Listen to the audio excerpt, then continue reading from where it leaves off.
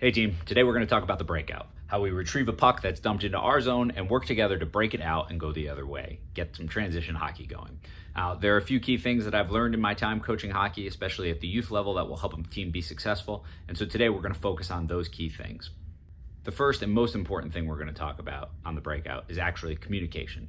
Now, this is important for a few reasons, but none is more critical than what we're doing to help D1 or whoever the first player back is to get that puck. Now, why is that? Well, if you think about it, if you're D1 and you're coming back to get this puck, you're facing this way, and the other 9 players on the ice, with the exception of your goalie, are up behind you. As you're skating this way, everything that's important is happening in a position that you can't see it. Yes, we're going to work on shoulder checks and we're going to work on taking a peek, but you don't know what's happening behind you. That can be a scary thing for a youth hockey player, and a lot of times they'll get it and just whack it around the boards. What we want to do is work together to make sure that we're communicating and helping that D know what's happening behind him and know what his options are going to be. The second reason communication is important is actually to help our forwards that are furthest away from the puck.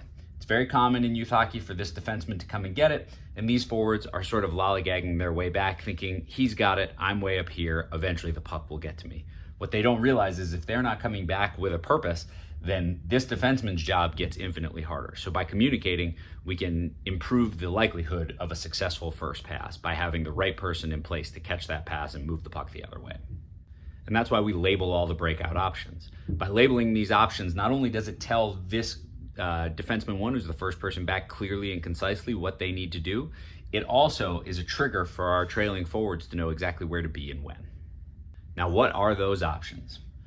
First and foremost, we have wheel, or wheeling the net. Secondly, we have turn it up. Third, we have partner, or over. Fourth would be reverse. And fifth, rim it.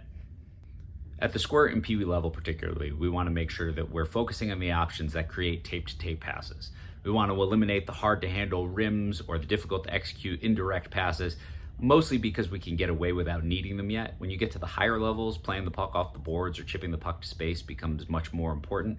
But for now, for the most part, forechecks will be such that we'll be able to execute our breakouts with tape-to-tape passes first and foremost.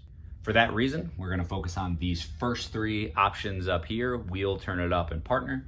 And we're going to avoid reversing it, and no matter what, we really want to avoid rimming the puck.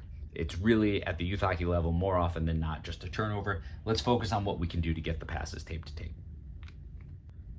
Now let's talk about the wheel option. We're going to go position by position and talk through each person's responsibility. But imagine the puck gets dumped into this corner here, and D1 is going to be our first player back. D1's job is going to be to get the puck as quickly as they can, scoop it up, and wheel the net. They're going to carry the puck behind the net here.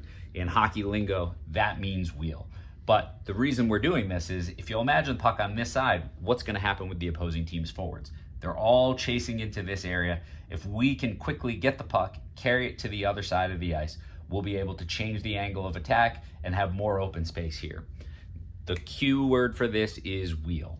When we see that there's open space over here, the other defensemen, our goalie back here, and players on the bench all need to be yelling wheel. That's our trigger, that this defenseman's going to grab the puck and carry it around the net. When we recognize it's a wheel play, 2 other things are going to happen. Number 1, this defenseman, this weak side defenseman, is going to come towards the front of the net, ready to support if there's a turnover, ready to go the other way if we need to reverse it, which will come in much later on. And if you're the first forward back, your job is going to be to shadow this D1 all the way into the corner. You're coming full speed, basically following the path that they go on. Now, you're doing this for 2 reasons. Number 1, you could be a reverse option when we get older. Or number 2, you're basically expecting the worst. Should D1 fall down or lose a puck race, you need to make sure that you're playing from the inside out and in good defensive position. So defenseman 2 is coming to the front of the net. F1 is going to start by coming full speed back and shadowing F2 here. For the sake of our drawing, I've moved D2 down here. I've put F1 in that shadowing position and moved D2 a little lower here where he can grab the puck.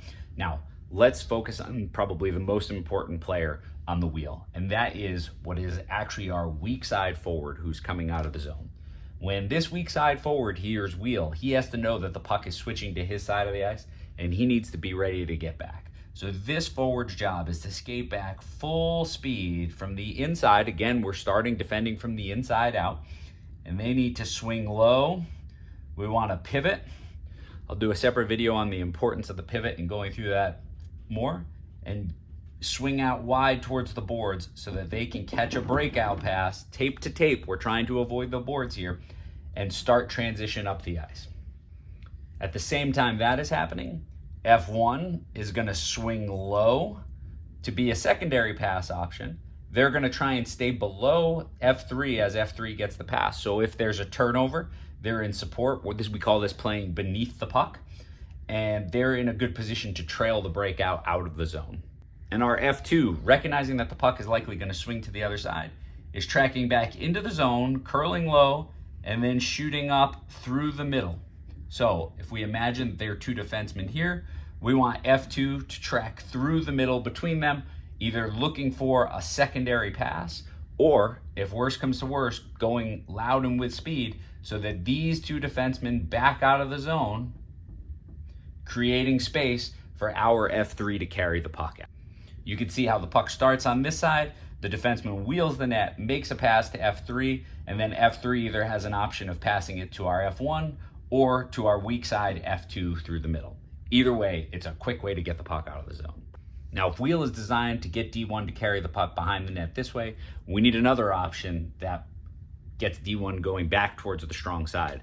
We would use this if there's a forechecker in here who's doing a good job of forcing D1 back up the boards. When we recognize this, our goalie, our defensive partner, our bench, we're all going to yell, turn it up or up. Now, when this defenseman gathers the puck, instead of going behind the net, he might throw a little fake, but he's going to turn this way, turn it up, and look to start skating the puck up this way, initiating a breakout up the near side. D2 has the same responsibility, hanging in front of the net. F1 is doing the same thing he did before. He shadows D1 back, and then he turns and will stay underneath the puck. Now, what do our trailing two forwards do? When they hear turn it up, they know it's going to be a strong side play. So F2's job is to track back, again, inside out, pivot towards the boards, look for that breakout pass nice and low on the tape. And F3's job, track back, and then look to loop through the middle, either to be a secondary pass or to take those defensemen out of the zone, giving F2 room to skate with the puck. Our third option is partner. This is where we execute the D to D pass. Now, the read on this is a play where D1 is closest to the puck, but D2, instead of chasing the play, happens to be either lower than D1 already or close to this corner here. Now, what we'll do is instead of D1 coming in and wheeling the puck, everyone will yell partner or over. D2 recognizes the read, sprints to the corner. They are also going to pivot to get their eyes up ice. And when D1 gets the puck, they will have an immediate option of a partner-to-partner pass, getting the puck from one side of the ice to the other. The puck will always move faster than an individual skater can, so if we have the ability to execute this read and we can make a good tape-to-tape pass, we can quickly get the puck over and start working it up the weak side of the ice. In this scenario, F1 has the same responsibility he had in the first one. He's going to start by shadowing D1 into the corner. Now, when he knows the partner pass is executed, he's going to skate low and slow across the middle so that he could be a pass option for D2 to hit. Additionally, F3, similar to when he hears wheel, is going to know that this puck's coming to his side. He's tracking back. He's pivoting towards the boards. He sees D2 has the puck and starts skating up. We make a tape-to-tape pass here, and we have the option of hitting F2, who's swinging low and through the middle of our two defensemen here to start our breakout the other way. And I want to take a quick second to double-click on what this weak side forward is doing. This weak side forward is first and foremost getting back into a defensive position, so if we turn the puck over, they can quickly get to the slot. However, when they cut through, they are looking to split these defensemen. They need to be loud, calling for that pass, and they need to make sure that they are timing it, so they're looking to exit the zone with speed. In an ideal world, what should happen is F3 here should be able to hit F2 for a breakaway pass, splitting the defenseman. They're timing it, so they're coming back with speed, they slow down, then they take off like a rocket up ice for the pass. And they're so loud that these two defensemen have to recognize and respect that player going, so they back out and leave the zone. When they back out and leave the zone, it creates more room for the rest of our group to carry the puck out. And lastly, remember, the main goal of the breakout is to get the puck out. It has to get over the blue line so we force the other team to regroup and retreat into the neutral zone, and they can't continue their attack. So while we're trying to get the puck tape to tape to get it up into the hash marks, remember that anytime we get possession of the puck anywhere up in this area here, it has to get out of the zone. So the tape to tape pass rule applies down here. We're looking for tape to tape. But if you get it up in this soft area here, we have to win that blue line. All bets are off. If you have to chip it out, if you have to bank it off the boards, if you have to throw it to space, that's fine, as long as you are getting it over the blue line and forcing the other team out of the zone. Yes, our primary goal is to catch it and carry it out with possession, make a breakout pass. But remember, the primary goal is to get it over that blue line.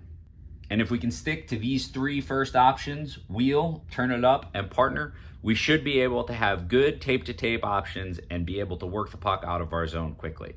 The keys to this, of course, are making sure we're communicating first and foremost so everyone on the ice knows what we're doing. Secondly, if you're a forward tracking back, make sure you're pivoting to present a good passing option. Again, look for that pivot video.